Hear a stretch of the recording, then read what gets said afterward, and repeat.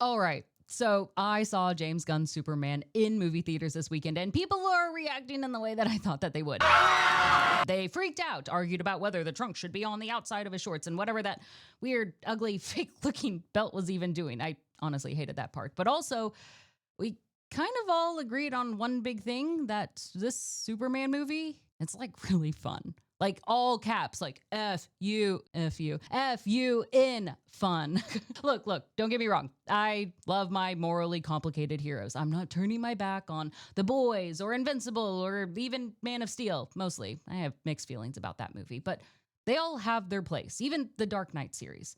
But the last decade of superhero stories have really committed to the idea that realism equals gritty trauma with the slow decay of hope and destruction, and it's hard. And those are important stories. But this Superman, Gunn Superman, I really liked it. It brings us home, not to nostalgia, but to the heart of what Superman, or at least what I think Superman has always been about. This isn't a weird, dark, gritty Superman who tries to figure out who he is. This Superman actually knows who he is. He's not tortured about whether it's okay to save people. He's actually already made that choice. But in this movie, the premise of it is what happens when the world tries to push back on it. And to me, that's really compelling. That's a Superman story that we need, because at the core of it all, from what I understand as a non-comic book reader, Superman isn't about like brute strength or laser eyes, that sort of thing. He's about hope, right? That's the reason he has that giant S on his chest, right? That's his purpose.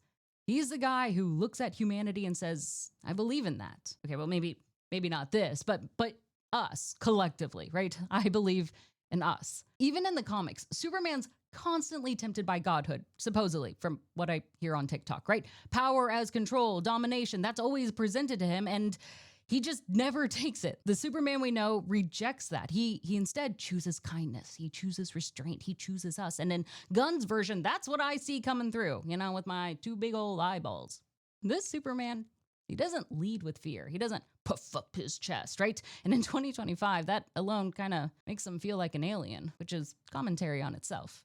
Separately, let's talk cast, right? The performance and my take are very Goldilocks. Not too big, not too little. It's just right for the story. Like, they all work well together. David Corenswet radiates that Kansas optimistic energy that is cute, right? Like, it works for Superman. And Rachel Brosnahan,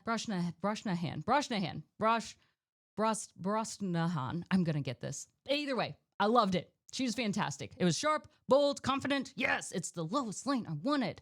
And then Nathan Fillion.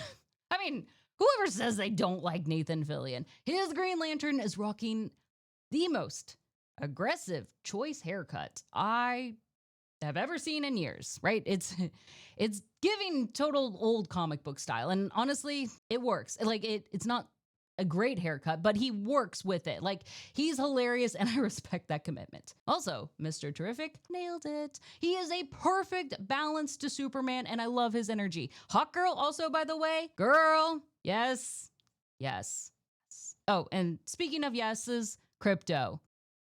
Yes, let's acknowledge it. Crypto is CGI. No, they didn't have like a real dog in place. And I get it, right? You can tell that it's CGI. It's not Planet of the Apes, but it gets the job done. And more importantly, again, 10 out of 10.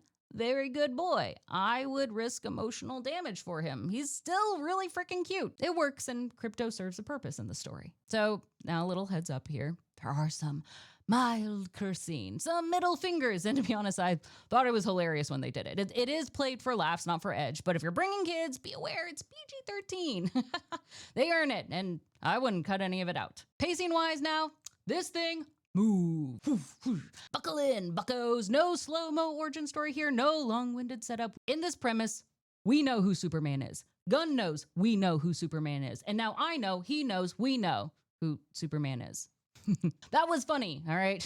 It was a perfect launch pad for DC's new chapter. And hey, real talk, if you like your superheroes a little bit darker, that doesn't mean you won't like this. All right, I love the Dark Knight series. I was fine with Man of Steel, and I really liked Robert Pattinson's Batman, and I want more of that.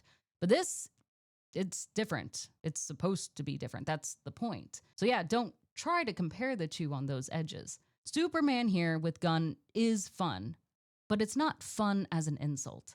It's fun because it's bold, it's bright, it fully commits, and it's hopeful. And in 2025, that feels really radical. My take? Go watch it. And if you don't like it, no refunds. Yeah, that's me. That's it.